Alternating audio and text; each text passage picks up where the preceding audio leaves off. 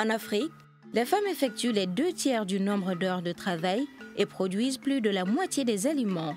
Mais elles ne gagnent que 10% du revenu total, possèdent moins de 2% des terres et reçoivent moins de 5% des prêts bancaires. Malgré son rôle essentiel dans l'économie du foyer, son autonomie financière reste un sujet polémique. Pourquoi ? L'autonomie des femmes fait encore peur à beaucoup d'hommes maliens qui craignent une perte de leur autorité au sein du foyer et le regard de la communauté masculine. Le mot autonomie résonne comme une lutte de pouvoir entre l'homme et la femme. La vision de la femme reste largement cantonnée aux tâches domestiques. La déscolarisation des jeunes filles et le manque de confiance réduisent ainsi ses perspectives professionnelles et d'autonomie financière.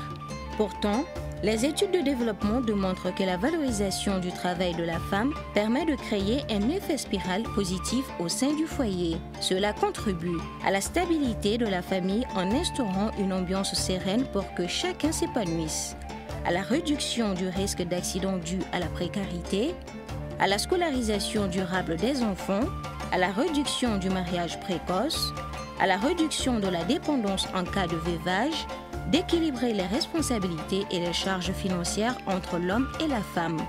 Le Mali encourage la parité homme-femme dans sa constitution dans la déclaration de politique nationale du genre, mais aussi en ratifiant des textes internationaux qui prévoient notamment de promouvoir l'égalité en matière d'accès à l'emploi, le droit à une rémunération égale des hommes et des femmes pour des emplois de valeur égale et de soutenir les métiers et activités économiques des femmes, en particulier dans le secteur informel.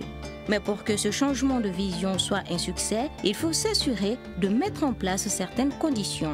Que la femme puisse jouir pleinement de ses droits citoyens, d'organiser une nouvelle répartition des tâches au sein du foyer, de mettre en place une communication sereine au sein du foyer, l'accès équitable à des prêts bancaires et microcrédits. Moi, je souhaite acquérir une autonomie économique car je veux décider de mon avenir.